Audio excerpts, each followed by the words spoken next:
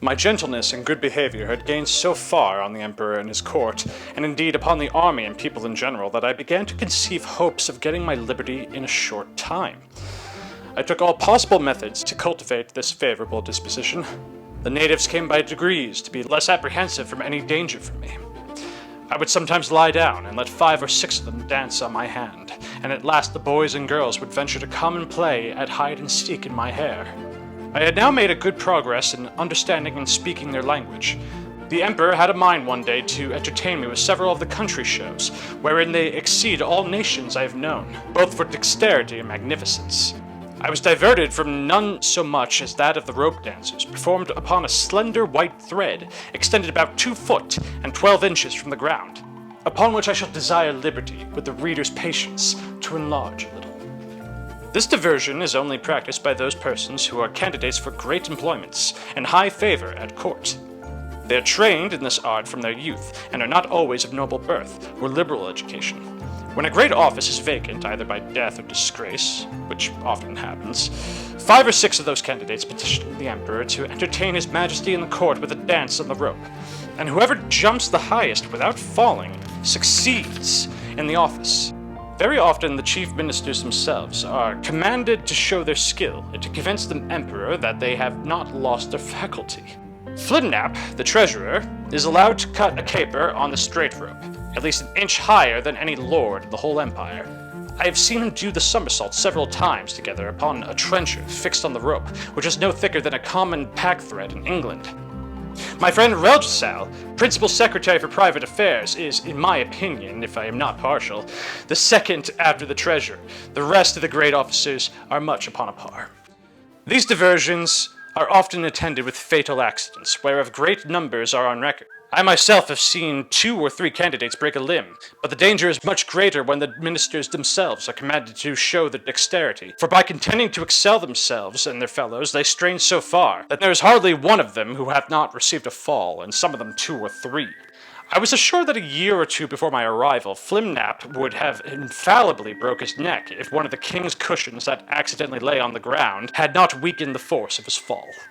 There is likewise another diversion, which is only shown before the Emperor and Empress, and the First Minister, upon particular occasions. The Emperor lays on a table 3 fine silken threads of 6 inches long. One is blue, the other red, and the third green. These threads are proposed as prizes for those persons whom the Emperor hath a mind to distinguish by a peculiar mark of his favor. The ceremony is performed in His Majesty's great chamber of state, where the candidates are to undergo a trial of dexterity very different from the former, and such as I have not observed the least resemblance of in any other country of the Old or the New World. The Emperor holds a stick in his hands, both ends parallel to the horizon, while the candidates, advancing one by one, sometimes leap over the stick, sometimes creep under it backwards and forwards several times, according as the stick is advanced or depressed. Sometimes the Emperor holds one end of the stick, and his First Minister the other. Sometimes the Minister has it entirely to himself. Whoever performs this part with the most agility, and holds out the longest in leaping and creeping, is rewarded with the blue-colored silk. The red is given to the next, and the green to the third, which they all wear girt twice round about the middle. And you see few great persons about this court who are not adorned with one of these girdles. The horses of the army, and those of the royal stables, having been daily led before me, were no longer shy, but would come up to my very feet without starting. The riders would leap them over my hand as I held it on the ground, and one of the Emperor's huntsmen, upon a large courser, took my foot, shoe and all, which was indeed a prodigious leap.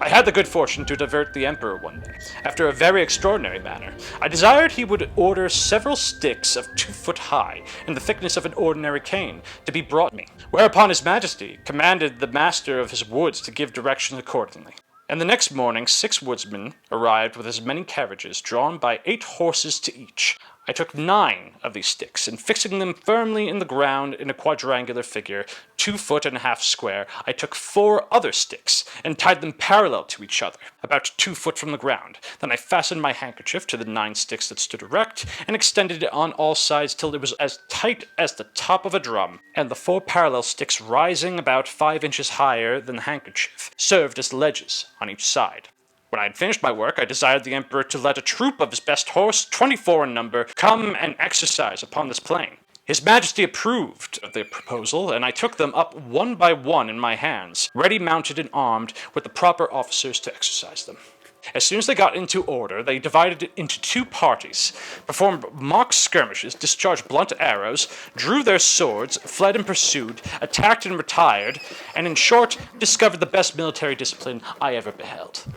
The parallel sticks secured them and their horses from falling over the stage, and the Emperor was so much delighted that he ordered this entertainment to be repeated several days, and once was pleased to be lifted up and give the word of command, and with great difficulty persuaded even the Empress herself to let me hold her in her close chair within 2 yards of the stage, from whence she was able to take full view of the whole performance.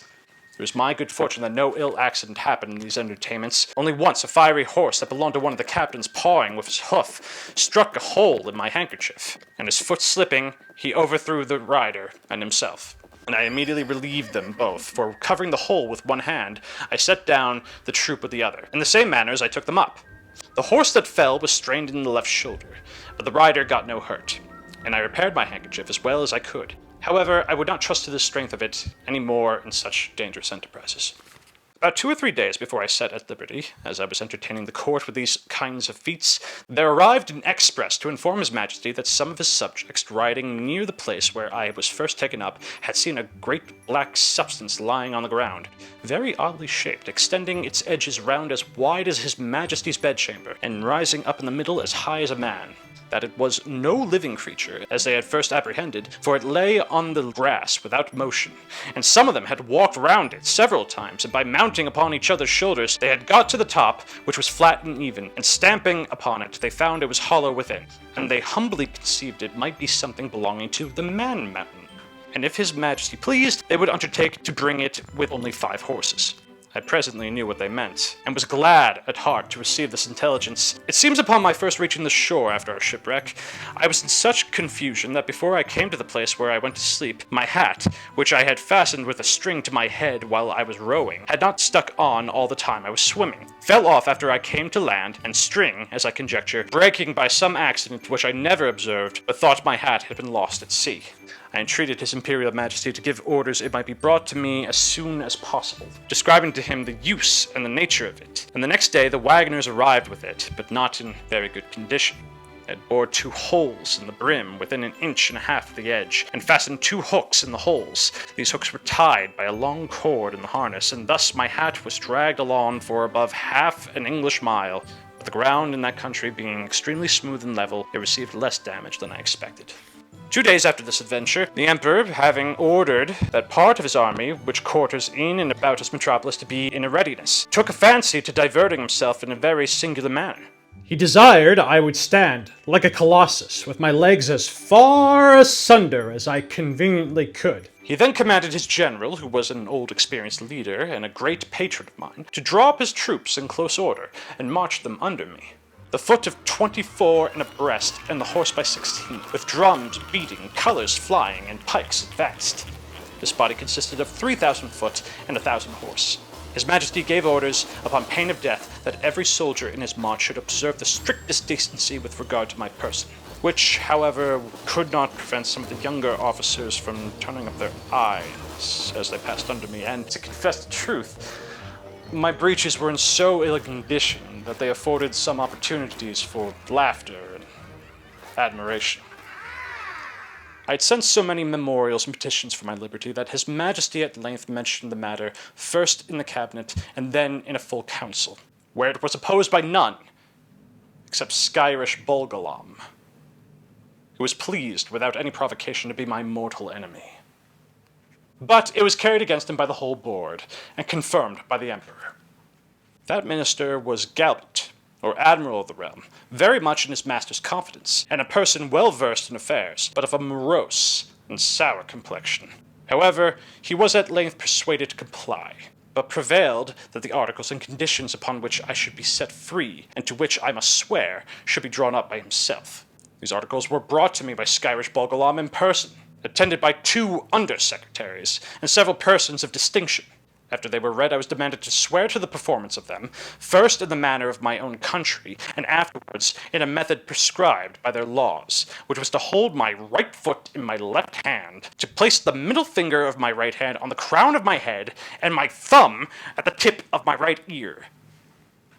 But because the reader may perhaps be curious to have some idea of the style and manner of expression peculiar to that people, as well as to know the articles upon which I recovered my liberty, I have made a translation of the whole instrument, word for word, as near as I was able, which I here offer to the public. Golbasto momoren, evelami godelo, shefin maliarigui, most mighty Emperor of Lilliput, delight and terror of the universe, whose dominions extend 5,000 blustrokes, about 12 miles in circumference, to the extremities of the globe, monarch of all monarchs, taller than the sons of men, whose feet press down to the center, and whose head strikes against the sun, at whose nod the princes of the earth shake their knees, pleasant as the spring, comfortable as the summer, fruitful as autumn, dreadful as winter. His most sublime majesty proposeth to the Man Mountain, lately arrived at our celestial dominion, the following articles, which by a solemn oath he shall be obliged to perform. First, the Man Mountain shall not depart from our dominions without our license under our great seal. Secondly, he shall not presume to come into our metropolis without our express order, at which time the inhabitants shall have 2 hours' warning to keep within their doors. Thirdly, the said Man Mountain shall confine his walks to our principal high roads, and not offer to walk or lie down in a meadow or field of corn. Fourthly, as he walks the said roads, he shall take the utmost care not to trample upon the bodies of any of our loving subjects, their horses, or carriages, nor take any of our said subjects into his hands without their own consent. Fifthly, if an express require extraordinary dispatch, the Man Mountain shall be obliged to carry in his pocket the messenger and horse a 6 days' journey once in every moon, and return the said messenger back, if so required, safe to our imperial presence. Sixthly, he shall be our ally against our enemies in the island of Blefuscu, and do his utmost to destroy their fleet, which is now preparing to invade us. Seventhly, that the said Man Mountain shall, at his times of leisure, be aiding and assisting to our workmen in helping to raise certain great stones towards covering the wall of the principal park and other our royal buildings. Eighthly, that the said Man Mountain shall, in 2 moons' time, deliver in an exact survey of the circumference of our dominions by a computation of his own paces round the coast. Lastly, that upon his solemn oath to observe all the above articles, the said Man Mountain shall have a daily allowance of meat and drink sufficient for the support of 1,728 of our subjects, with free access to our royal person and other marks of our favor, given at our palace of Belfabarak, the 12th day of the 91st moon of our reign. I swore, and subscribed to these articles with great cheerfulness and content, although some of them were not so honourable as I could have wished, which proceeded wholly from the malice of Skyrish Bolgaram, the High Admiral, whereupon the chains were immediately unlocked, and I was at full liberty. The Emperor himself, in person, did me the honour to be by at the whole ceremony. I made my acknowledgments by prostrating myself at His Majesty's feet, but he commanded me to rise, and after many gracious expressions, which, to avoid the censure of vanity, I shall not repeat, he added, and he hoped I should prove a useful servant, and well deserve all the favours he had already conferred upon me, or might do, for the future. The reader may please to observe that in the last article for the recovery of my liberty, the Emperor stipulates to allow me a quantity of meat and drink sufficient for the support of 1,728 Lilliputians, Sometime after, asking a friend at court how they came to fix on that determinate number, he told me that His Majesty's mathematicians, having taken the height of my body by the help of a quadrant, and finding it to exceed theirs in the proportion of 12 to 1, they concluded from the similarity of their bodies that mine must contain at least 1,728 of theirs, and consequently would require as much food as was necessary to support that number of Lilliputians, by which the reader may conceive an idea of the ingenuity of that people, as well as the prudent and exact economy of so great a prince.